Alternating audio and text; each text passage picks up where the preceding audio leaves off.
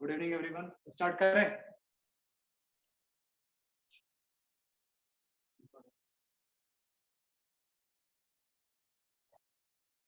ठीक है, देखो फोर्स पढ़ लिए थे, आज पढ़ेंगे न्यूटन लॉज ऑफ मोशन। ठीक है,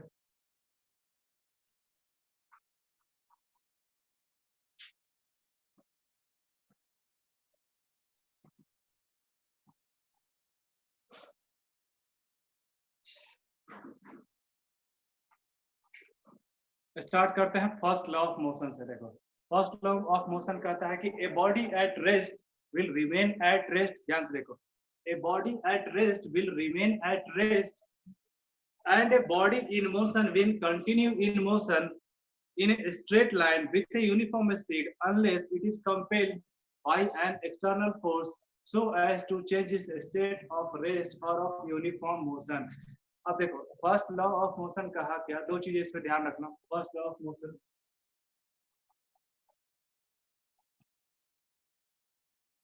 पहला जो नियम है गति का, फर्स्ट लॉ ऑफ मोशन कहता है कि अगर कोई ऑब्जेक्ट रेस्ट पे है, if an object is at rest it will remain at rest।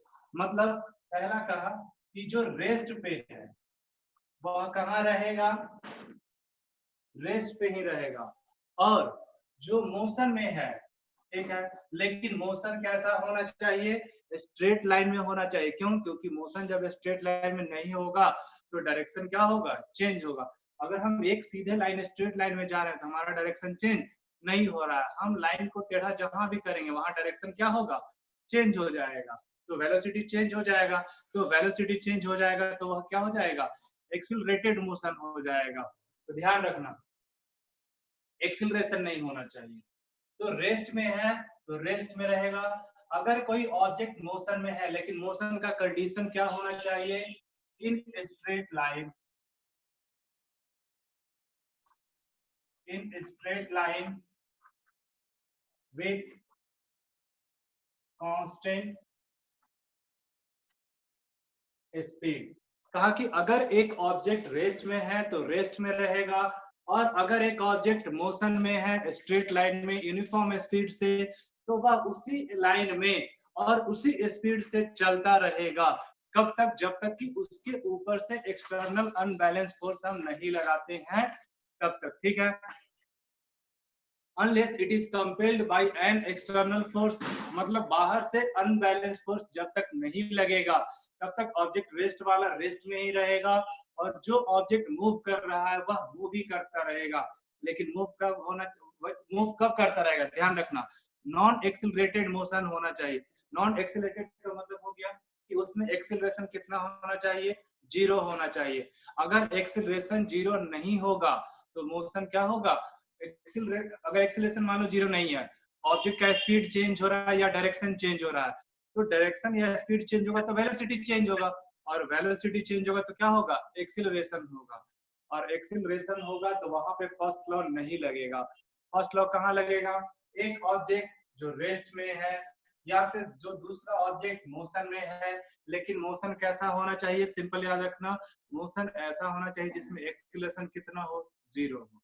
Acceleration 0 होने के लिए लाइन स्ट्रेट होना चाहिए और स्पीड क्या होना चाहिए, कांस्टेंट।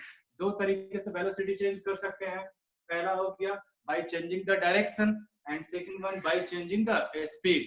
ठीक है, तो स्पीड जैसे हो गया तो स्पीड चेंज होगा तो वेलोसिटी चेंज हो जाएगा, डायरेक्शन चेंज होगा तो वहां पे भी वेलोसिटी क्या हो जाएगा, चेंज हो जाएगा। तो इन दोनों चीजों को कांस्टेंट रखना है, लाइन स्ट्रेट रखना है और स्पीड कैसा रखना है, कांस्टेंट। तो टर्म ऐसे समझ लो फर्स्ट लॉ ऑफ मोशन को, कि अगर जैसे मान लो इस चौक को ऐसे रखे, ठीक है, यह चौक रेस्ट में अभी है, यह जो चौक है रेस्ट में है तो रेस्ट ही में रहेगा। कब तक रेस्ट में रहेगा, जब तक कि इसके ऊपर से बाहर से किसी भी साइड से हम एक्सटर्नल फोर्स नहीं लगाएंगे। अगर इस चौक को मान लो यहाँ रख दिए, एक साल बाद भी आएंगे तो यही रहेगा। क्यों यही रहेगा, क्योंकि इसके ऊपर कोई अनबैलेंस फोर्स नहीं लग रहा है। अभी अगर इस चौक को ऐसे रखें तो इस पे दो तरह के फोर्स लगेगा, पहला फोर्स नीचे की तरफ ग्रेविटेशन, और दूसरा फोर्स ऊपर की तरफ जो हमारा हैंड का सरफेस लगाएगा इस चौक पे, जिसको नॉर्मल फोर्स या रिएक्शन फोर्स कहते हैं। ठीक है, तो जितना ग्रेविटेशन फोर्स होगा उतना ही रिएक्शन फोर्स होगा। तो ग्रेविटेशन फोर्स और रिएक्शन फोर्स दोनों इक्वल होगा, तो चौक जहां था वहीं रहेगा।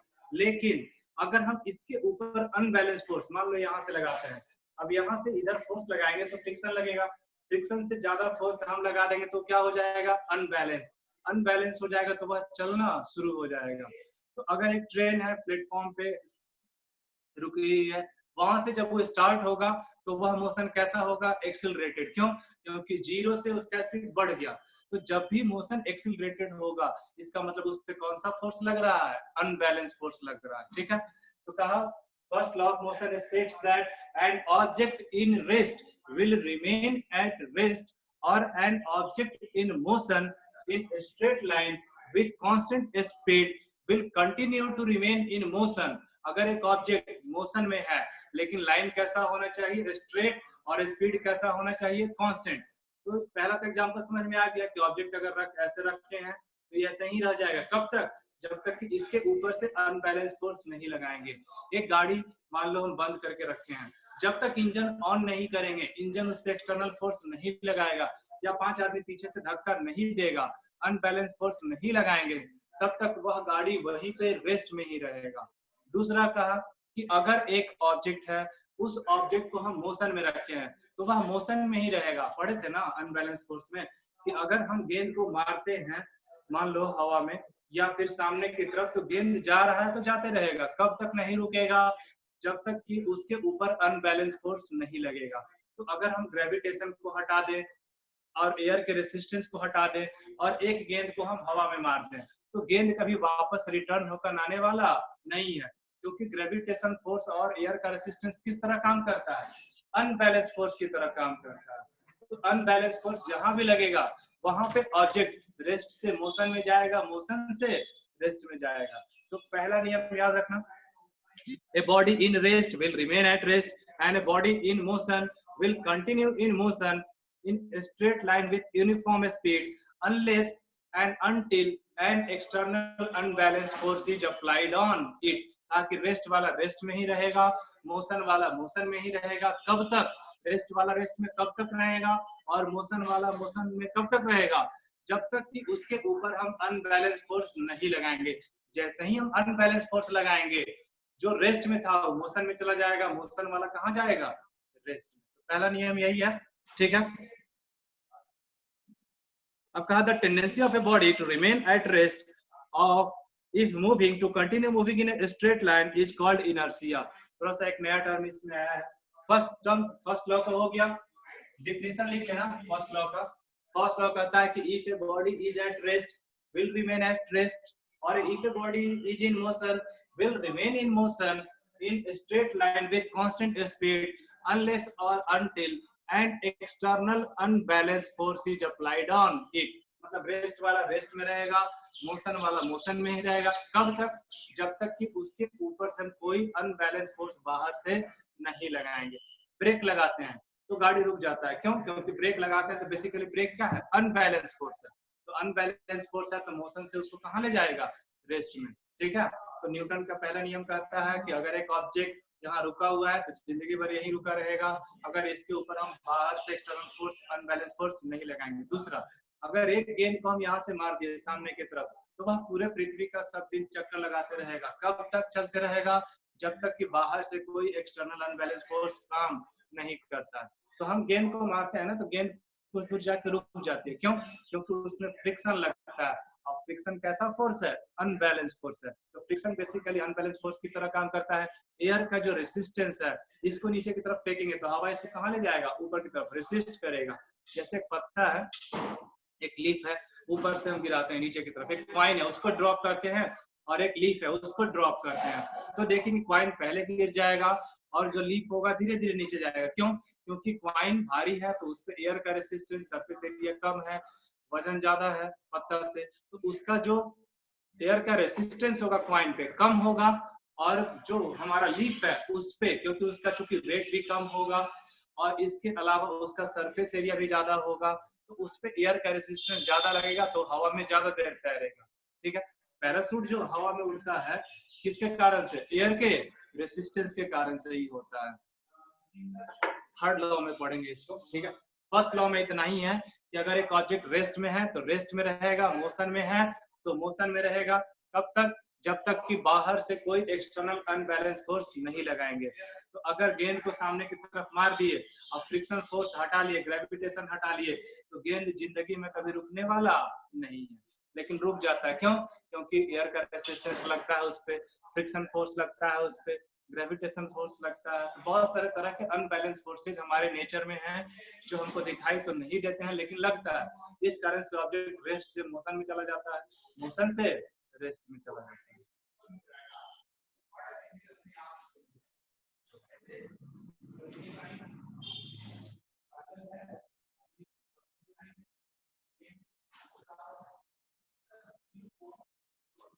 ठीक है, देखो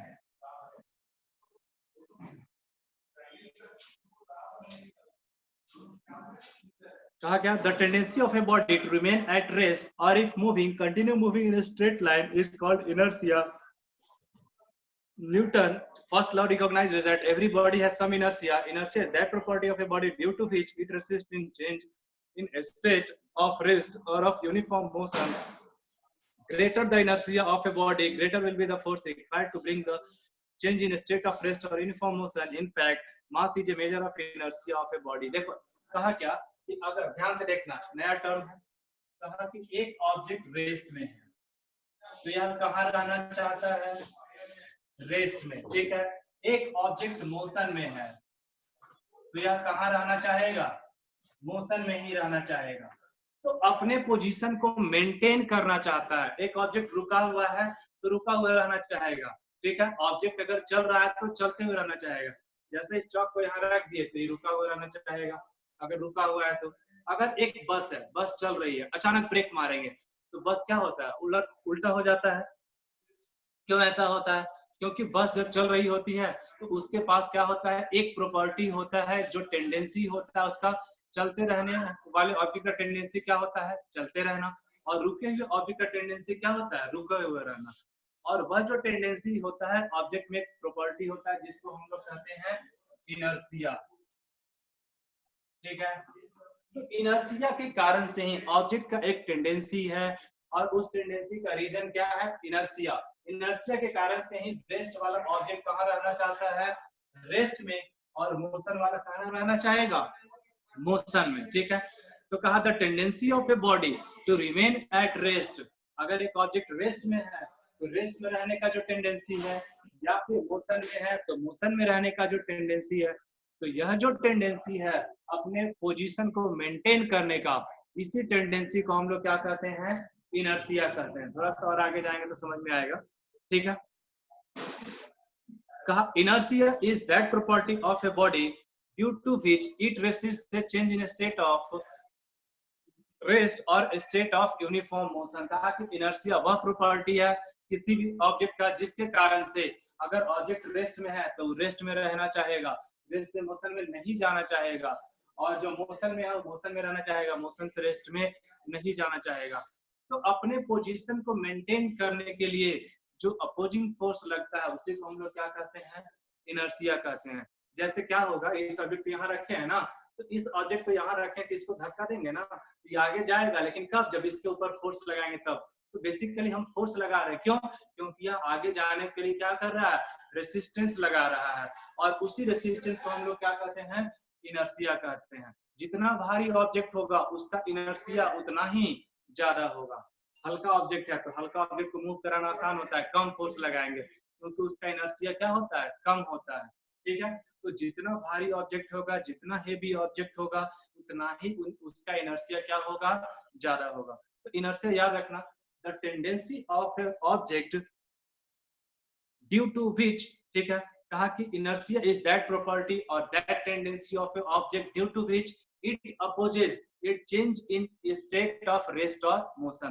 कहा कि यह जो चेंज है इसके स्टेट का, रेस्ट वाला अगर मोशन में जाएगा तो वहां इनर्शिया लगेगा। मतलब अगर हम चेंज करते हैं स्टेट, बेसिकली एक ऑब्जेक्ट रुका हुआ है, रेस्ट में है, तो इसको हम चाहते हैं कि चलाना चाहते हैं, मोशन में ले जाना चाहेंगे। तो रेस्ट से जब हम इसको मोशन में ले जाना चाहेंगे ना, तो यहाँ पे ऑब्जेक्ट क्या करेगा? एक टेंडेंसी उसका है रेसिस्टेंस ऑफर करने का, रोकने का, और वही रोकने का जो टेंडेंसी है क्या कहलाता है? इनर्शिया कहलाता है। और इनर्शिया कैसे हम नापते हैं? तो by measuring the mass of the object, ठीक है। तो किसी भी ऑब्जेक्ट का मास हमको बताता है कि उसमें इनर्शिया कितना होगा।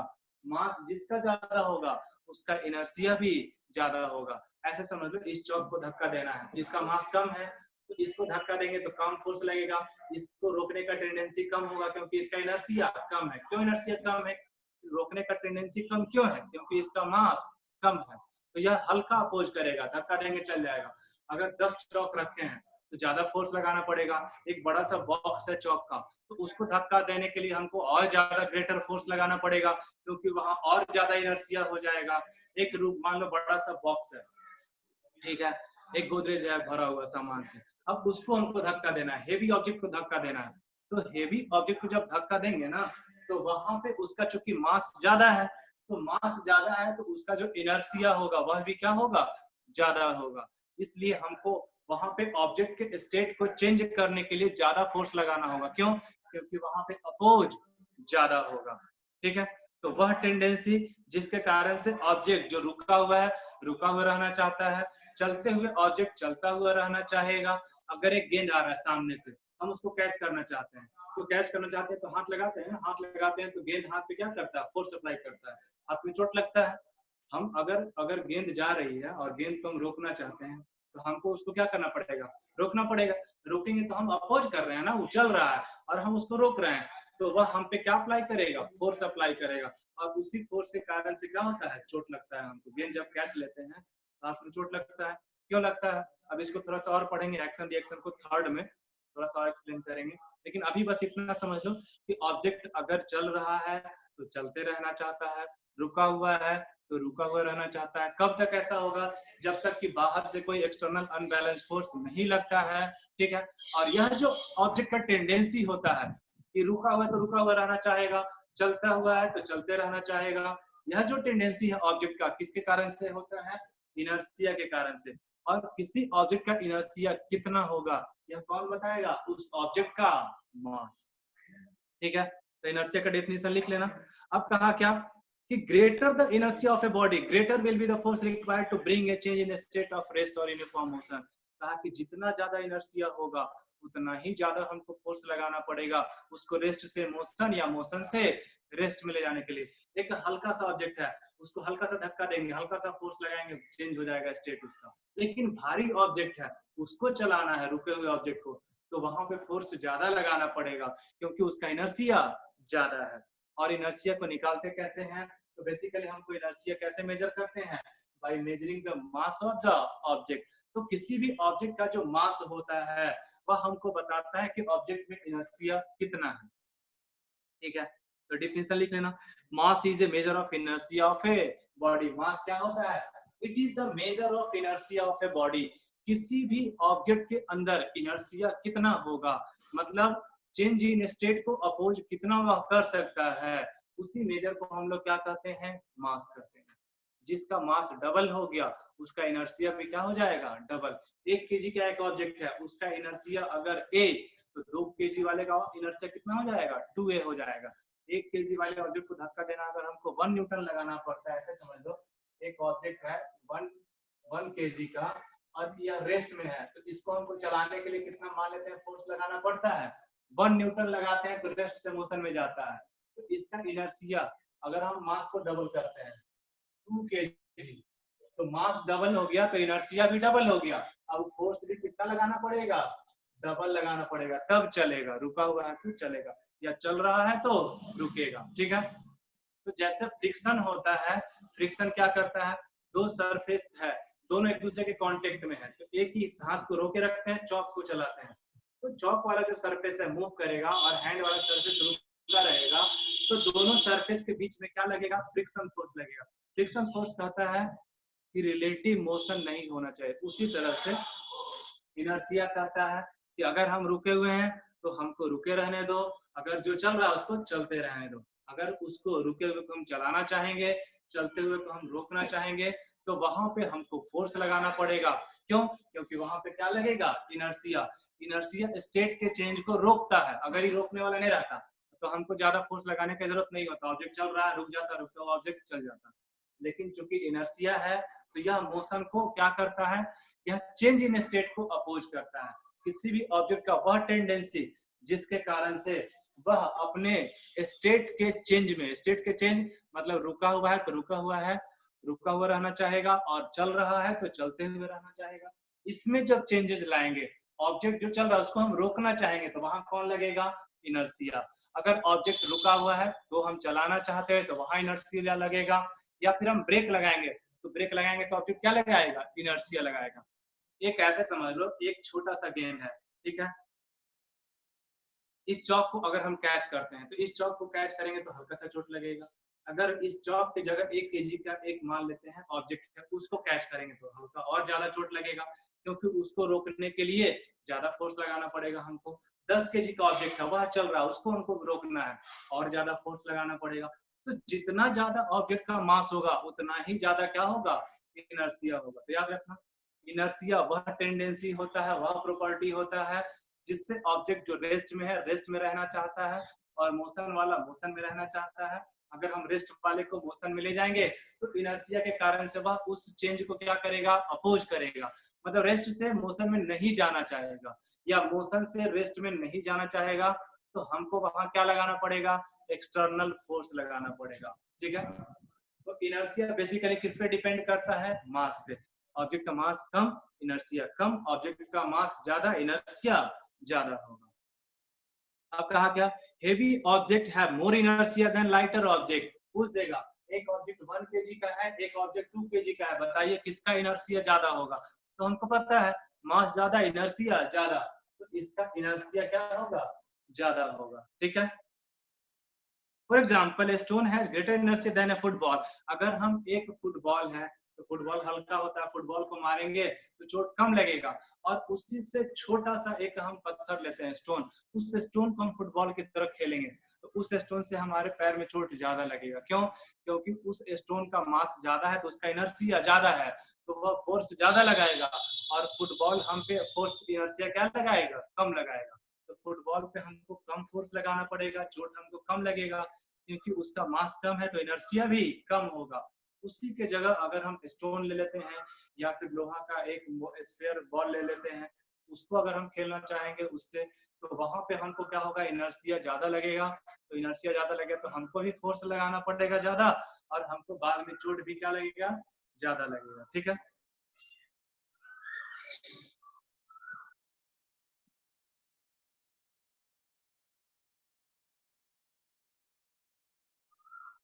बस stone resist change in state of better. अब कहा क्या? फुटबॉल को अगर हल्का सा फोर्स देंगे तो दूर चला जाएगा, और स्टोन को ज्यादा भी फोर्स देंगे तो कम ही दूर जाता है। क्यों? क्योंकि फुटबॉल का मास कम होता है तो उसका इनर्शिया कम है, तो वह कम रेसिस्ट करेगा, वह तुरंत चलना शुरू कर देगा। लेकिन स्टोन का मास ज्यादा है तो इनर्शिया ज्यादा है, तो ज्यादा रेसिस्ट करेगा, कम दूर जाएगा, ठीक है। Stone has more inertia than a football. A cricket ball has more inertia than a rubber ball of the same size. अगर क्रिकेट बॉल और रबर बॉल दोनों को हाथ में लेते हैं, एक में क्रिकेट बॉल एक में रबर बॉल, तो क्रिकेट बॉल जो होता है जिससे खेला जाता है मैच, उसका वजन ज्यादा होता है तो उसका इनर्शिया ज्यादा होगा, रबर बॉल का इनर्शिया क्या होगा? कम होगा, ठीक है। तो किसमें ज्यादा फोर्स लगाना पड़ेगा मोशन चेंज करने के लिए? क्रिकेट बॉल में। रबर बॉल को हल्का सा मारेंगे बहुत दूर जाएगा, अब क्रिकेट बॉल में क्या होगा? ज्यादा दूर पहुंचाने के लिए फोर्स भी हमको ज्यादा लगाना पड़ेगा, क्योंकि इनर्शिया ज्यादा है, ठीक है। तो याद रखना, inertia of a body depends on the mass of the object. Inertia किस पे डिपेंड करता है? मास पे डिपेंड करता है, ठीक है। For example, if a body has a mass of 1 kilogram and another body has a mass of 20 kilogram, then the body having 20 kilogram mass will have more inertia. अब कहा कि एक ऑब्जेक्ट 1 केजी का है, दूसरा 20 केजी का है, तो 20 केजी वाले का इनर्शिया क्या होगा? ज्यादा होगा। अब ऐसे समझ लो, एक खिलौना है, एक कार है, टॉय कार है, ठीक है। अब इस टॉय कार को हमको ले घुमाना है, मूव कराना है, तो हाथ से चला सकते हैं, और एक बड़ा सा कार, ओरिजिनल कार लगा हुआ है, तो उसको हमको धक्का देना है। उसको जैसे छोटे कार को हम चला लेते हैं, हाथ से धक्का देंगे दूर चला जाएगा, उस तरह से बड़े कार को हम नहीं कर सकते। क्यों? क्योंकि छोटे कार का मास कम है तो इनर्शिया कम, तो वह रेसिस्ट कम करेगा, हल्का सा फोर्स देंगे चलना शुरू करेगा। लेकिन जो बड़ा कार है उसका मास ज्यादा है तो उसका इनर्शिया भी ज्यादा है, तो उसमें फोर्स भी क्या लगाना पड़ेगा? ज्यादा लगाना पड़ेगा। तो फोर्स जब ज्यादा लगाएंगे तो वहां पे क्या होगा? उसमें क्योंकि उसका इनर्शिया ज्यादा है तो वह रेसिस्ट भी ज्यादा करेगा। रुका हुआ है तो रुका हुआ रहना चाहेगा, और चल रहा है तो चलते रहना चाहेगा। ठीक है, अब एक हम लोग इसमें एक एग्जांपल दिया है। ठीक है, कहा कि अगर हमको इनर्शिया से बाहर निकलना है, ऑब्जेक्ट को पोजीशन को स्टेट को चेंज करना है, तो उसके लिए हमको क्या लगाना पड़ेगा? फोर्स लगाना पड़ेगा। वही हम फर्स्ट लॉ में पढ़े कि अगर ऑब्जेक्ट रेस्ट में है तो रेस्ट में रहना चाहता है, और मोशन में है तो मोशन में रहना चाहता है ड्यू टू इनर्शिया। और अगर हमको उसके स्टेट को चेंज करना है, रेस्ट वाले को मोशन या मोशन वाले को रेस्ट में ले जाना है, तो हमको बाहर से अनबैलेंस फोर्स लगाना पड़ेगा। ठीक है, फर्स्ट लॉ वही कहा। अब इसमें एक एग्जांपल सॉरी एक एक्सपेरिमेंट है। एक्सपेरिमेंट देखो क्या है। एक्सपेरिमेंट इसमें देखो फिगर यहाँ पे दिख रहा है ना, एक ग्लास ऐसे लिया, ग्लास के ऊपर एक हार्ड सा कॉइन लेंगे, सॉरी हार्ड सा इस तरह का, इतना हार्ड होना चाहिए, एकदम लूज नहीं, थोड़ा सा हार्ड होना चाहिए। ठीक है, इतना हार्ड एक पेपर लेंगे। ठीक है, अब हार्ड पेपर को क्या करेंगे, ग्लास ऐसे रखेंगे, इसके ऊपर ऐसे ढक देंगे। ढकने के बाद इसके ऊपर क्या करेंगे, ऐसे कॉइन रख देंगे। ठीक है, मान लो एक ग्लास है, एक्सपेरिमेंट करना घर में, ग्लास है, ग्लास के ऊपर एक कार्डबोर्ड पेपर लेंगे, थोड़ा सा हार्ड होना चाहिए। अब इसके ऊपर एक 5 या 10 का कॉइन रखेंगे। ठीक है, अब कॉइन रखेंगे, कॉइन रखने के बाद हम क्या करेंगे, इस कार्ड को ऐसे हाथ से मारेंगे। ठीक है, देखो यहाँ रखा ना, ग्लास के ऊपर कार्ड रखा, कार्ड के ऊपर क्या रखा, कॉइन। अब क्या किया, फिंगर से कार्ड को रिमूव किया, कार्ड पे क्लिक करेंगे ऐसे, तो कार्ड पे जैसे ही क्लिक करेंगे ना, तो कार्ड दूर चला जाएगा, लेकिन कॉइन उसके साथ नहीं जाएगा। कॉइन कहाँ चला जाएगा, ग्लास के अंदर। क्यों ऐसा होता है, तो देखो कार्ड पे हम फोर्स लगाएंगे, तो कार्ड पे फोर्स लगाएंगे तो कार्ड मूव करना शुरू कर देगा, लेकिन यह कॉइन रेस्ट में है तो यह कहाँ रहना चाहेगा, रेस्ट में। और चूंकि यह जहां था वहीं रहना चाहेगा, तो कार्ड मूव कर गया तो यह कॉइन वहीं रहेगा, तो ठीक कहाँ चला जाएगा, उसी के नीचे, ग्लास में। तो यह ऐसा क्यों हुआ, क्यों कार्ड चला गया दूर और कॉइन वहीं क्यों रह गया। कार्ड जब मूव किया, हम फोर्स लगाए थे तो कॉइन को भी जाना चाहिए था, तो ऐसा हुआ ड्यू टू इनर्शिया। हम कार्ड में फोर्स लगाए, कार्ड तो चला गया, लेकिन उसके ऊपर जो कॉइन है वह कहाँ रहना चाहेगा, रेस्ट में। तो कॉइन रेस्ट में रहना चाहेगा, तो कॉइन जब रेस्ट में रहना चाहेगा तो उसके नीचे का सरफेस हट जाएगा, तो वह कहाँ चला जाएगा, ग्लास में। कार्ड आगे चला जाएगा। तो इस एक्सपेरिमेंट को करना घर में। ठीक है, फिगर 14 है, देख लेना इसको। ग्लास लेंगे, एक हार्ड सा पेपर लेंगे, ज्यादा हार्ड भी नहीं ज्यादा सॉफ्ट भी नहीं, और इसके ऊपर कॉइन रखेंगे, फ्लिप करेंगे तो देखेंगे क्या, यह जो कार्ड है रिमूव हो जाएगा और कॉइन जहां था ठीक उसी के नीचे ग्लास में आ जाएगा। ऐसा होता है। कॉइन नीचे क्यों आ गया, कॉइन चूंकि इनर्शिया है, कॉइन में मास है तो इनर्शिया भी है। अब इनर्शिया है तो यह कहाँ रहना चाहेगा, रेस्ट में। कार्ड तो चला गया मोशन में, लेकिन यह रहना चाहेगा रेस्ट में, तो जाएगा कहीं नहीं, या तो यह नीचे कहाँ चला जाएगा, ग्लास में। एक part of first law of motion which says that to move unless a force compels a straight line। तो पहला तो हम क्या, तो रेस्ट में रहना चाहेगा। जैसे कॉइन वाला केस देखे ना, कि कॉइन कहाँ था, रेस्ट में, हम यहाँ से कार्ड को रिमूव कर दिए तो कॉइन फिर भी कहाँ रह गया, रेस्ट में ही रह गया। इसका मतलब ऑब्जेक्ट जो रेस्ट में था वह रेस्ट में ही रह गया, क्योंकि उसके ऊपर हम फोर्स में लगाया था। हम कहाँ लगाए थे, कार्ड पे। ठीक है, अब दूसरा केस है कि मोशन वाला मोशन में ही रहेगा। इस केस में देखो क्या होता है, कहा कि if there were no air resistance, जब हम साइकिल चलाते हैं या बाइक चलाते हैं तो सामने से हवा तेज लगता है, वह जो हवा तेज हमको पीछे की तरफ धक्का देता है, बेसिकली क्या होता है,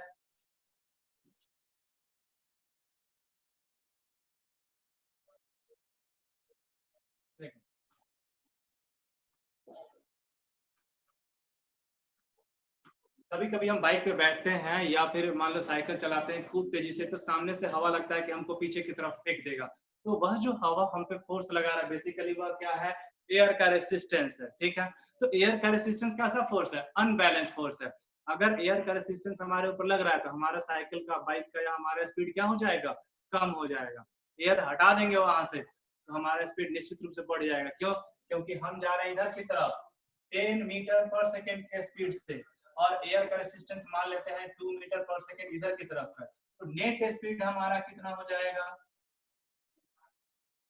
10 इधर प्लस में और इधर माइनस में, तो नेट स्पीड हो जाएगा 8 मीटर पर सेकेंड। तो चूंकि हम सामने की तरफ जब मूव करते हैं तो हवा हमको कहाँ की तरफ धक्का देगा, पीछे की तरफ, उससे हमारा स्पीड क्या होता है, कम होता है। तो एयर का रेसिस्टेंस हम पे लगेगा, तो एयर का रेसिस्टेंस लगेगा, तो basically air resistance is a unbalance force. यह कैसा फोर्स है, अनबैलेंस फोर्स है। क्यों, क्योंकि पीछे की तरफ हमको धक्का दे रहा है यह, और पीछे से कोई फोर्स नहीं लग रहा है, तो बेसिकली एयर का रेसिस्टेंस क्या होता है, अनबैलेंस होता है। दूसरा फोर्स ऑफ फ्रिक्शन, जिसको हम लोग कहते हैं फ्रिक्शन फोर्स। तो फ्रिक्शन फोर्स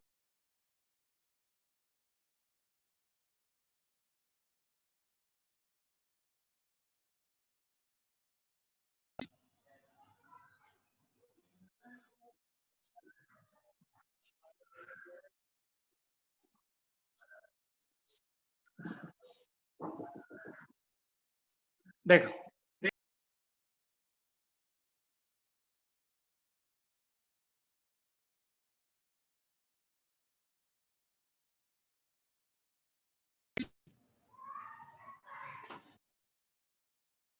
फ्रिक्शन फोर्स का अगर हम बात करेंगे या फिर एयर के रेसिस्टेंस का बात करेंगे, दे आर अनबैलेंस फोर्सेस। ठीक है, क्या है, अनबैलेंस फोर्स है, चाहे वो फ्रिक्शन फोर्स हो या फिर एयर रेसिस्टेंस हो। तो कहा कि अगर एक आदमी जो साइकिल चला रहा है, ठीक है, मान लेते हैं एक आदमी स्ट्रेट लाइन में साइकिल चला रहा है, 45 मीटर पर सेकेंड के स्पीड से साइकिल चला रहा है स्ट्रेट लाइन में।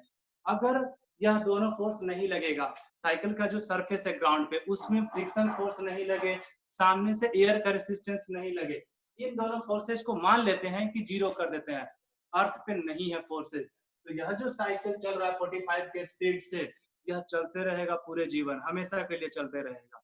क्यों, क्योंकि इसके ऊपर अभी कोई एक्सटर्नल अनबैलेंस फोर्स नहीं है। तो एक्सटर्नल अनबैलेंस फोर्स नहीं है, तो हम अगर चल रहे हैं तो चलते रहेंगे, अगर रुके हुए हैं तो रुके हुए रहेंगे। ठीक है, लेकिन चूंकि एक हमारे जो यूनिवर्स है या हमारा अर्थ है, वहां पे यह दोनों फोर्स काम करते रहता है। हम 45 के स्पीड से जा रहे हैं, तो कुछ देर जाके स्पीड क्या हो जाएगा, कम हो जाएगा।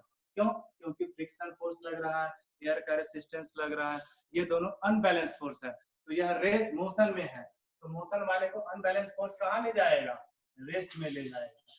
ठीक है, तो एक गेंद है, उस गेंद को जब हम लोग मारते हैं तो कुछ दूर जाके गेंद रुक जाती है। क्यों रुक जाती है, क्योंकि उस पे ग्राउंड का क्या लगता है, फ्रिक्शन फोर्स लगता है।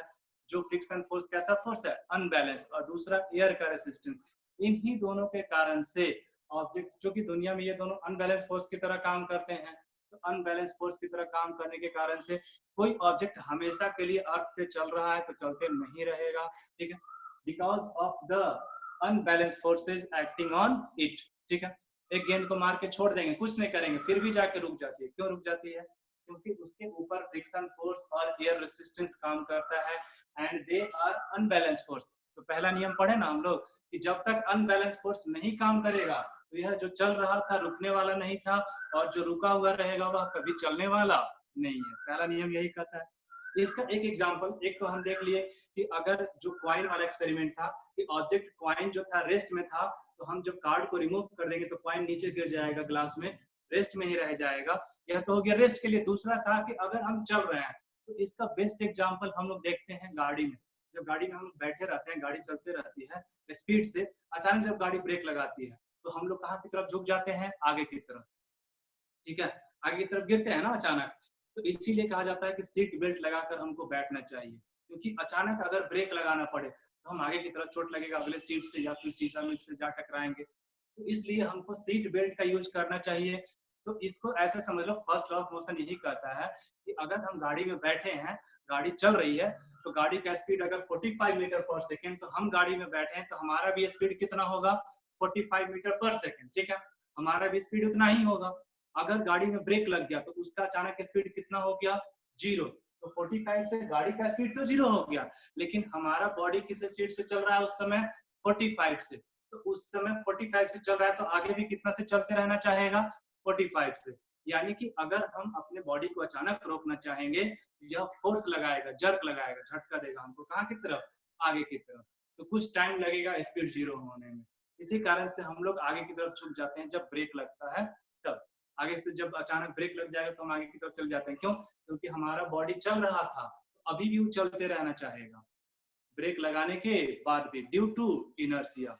ठीक है, फर्स्ट लॉ कहता है कि ऑब्जेक्ट चल रहा था तो चलते रहना चाहेगा, लेकिन चूंकि हम ब्रेक लगा दिए तो हम रुकेंगे तो जरूर, लेकिन अचानक क्या होगा, चोट लग सकता है, इसलिए सीट बेल्ट का यूज करना चाहिए। ठीक है, तो हम लोग किसी क्वेश्चन पूछ सकता है, why do we fall forward when we are sitting in a bus and the brake is applied instantaneously. जब अचानक ब्रेक लग जाता है, ठीक है, तो हम लोग आगे की तरफ गिर जाते हैं, झुक जाते हैं। क्यों? क्योंकि हमारे बॉडी में क्या है, मास है, और मास के कारण से क्या लगता है, इनर्शिया। तो हम चल रहे हैं, बस के अंदर है, तो हमारा स्पीड जितना है बस का स्पीड उतना ही रहेगा। बस अचानक रुक गई तो हमारा बॉडी तो चल रहा है, हमारा बॉडी चल रहा है तो इनर्शिया के कारण से वह क्या रहेगा, चलता रहना चाहेगा। तो इसलिए आगे हमारे बॉडी आगे की तरफ क्या होता है, अचानक झुक जाता है। ठीक है, when a car or bus turns corner sharply, we tend to fall sideways because of our inertia or tendency to continue moving in a straight line. It is dangerous to jump out of a moving bus because jumping man who is moving with a high speed of bus would tend to remain in motion even on the falling on the ground. अब देखो कहा क्या कि जैसे कभी कभी train चलते रहती है, हम लोग देखते हैं कि कोई आदमी ट्रेन से चलते हुए ट्रेन से कूद जाता है, या बस है, बस चल रही है, धीरे है, और उससे क्या होता है, आदमी कूद जाता है। तो वहां पे क्या होता है, अगर हम चलती हुई बस से उतरते हैं तो हम पीछे की तरफ गिर जाते हैं। क्यों गिर जाते हैं? क्योंकि बस सामने की तरफ जा रही है, और हम अचानक जब उतर जाएंगे तो जिस स्पीड से बस है उसी स्पीड से हमारा बॉडी भी चलते रहेगा। अब हम अचानक हम जब ग्राउंड पे उतरेंगे तो हमारा स्पीड क्या हो जाएगा, 0। तो हमारा इनर्शिया जो हमको कहाँ ले जाना चाहेगा, आगे की तरफ। तो इसलिए हम अचानक जब बस से चलते हुए बस से कूदते हैं या ट्रेन से तो गिर जाते हैं। ठीक है, तो इसीलिए हमेशा हमको सजेस्ट किया जाता है कि जब भी हम चलती हुई बस से अगर उतरते भी हैं तो जिधर की तरफ बस है उधर की तरफ दौड़ते हुए उतरना चाहिए। ठीक है, तो धीरे धीरे हमारा इनर्शिया है, धीरे धीरे हमारा स्पीड कम होगा तो हम नहीं गिरेंगे। अचानक अगर हम कूद गए और रुक जाएंगे वहां पे तो हम गिर जाएंगे पीछे की तरफ। क्यों? क्योंकि वहां पे हमारा बॉडी था, मास उसमें है, इनर्शिया के कारण से हमारा बॉडी चलते रहना चाहेगा, और हम रुक जाएंगे तो उस पर फोर्स लगेगा और हम क्या हो जाएंगे, बैकवर्ड फॉल कर जाएंगे, गिर जाएंगे। ठीक है, का first law of motion gives us a definition of force. First law of motion एक हमको डिफिनेशन क्या दिया, a force is something which changes or tends to change the state of rest or uniform motion of a body. तो force का एक नया definition आ गया कि फोर्स क्या है। तो फोर्स वह चीज है जो किसी ऑब्जेक्ट के स्टेट को या तो चेंज करता है या चेंज करने की कोशिश करता है। मतलब जब तक फोर्स नहीं लगेगा तब तक रेस्ट से मोशन में नहीं जाएगा या मोशन से रेस्ट में नहीं जाएगा, स्पीड कम नहीं होगा या ज्यादा नहीं होगा। ठीक है, तो न्यूटन फर्स्ट लॉ के अनुसार फोर्स का नया डिफिनेशन क्या हो गया, a force is something which changes और टेंड्स टू चेंज, मतलब जो या तो चेंज करता है या चेंज करने की कोशिश करता है। किसको? द स्टेट ऑफ रेस्ट और ऑफ यूनिफॉर्म मोशन। ठीक है, तो रेस्ट के स्टेट को अगर रुका हुआ है तो फोर्स लगाएंगे तो चलना चाहेगा, अगर ऑब्जेक्ट चल रहा है यूनिफॉर्म मोशन में तो अगर फोर्स लगाएंगे तो रुक जाएगा। मतलब कि स्टेट को चेंज करने के लिए क्या लगाना पड़ता है, हमको फोर्स लगाना पड़ता है। पहला लॉ यही कहता है, force is a vector quantity. Vector quantity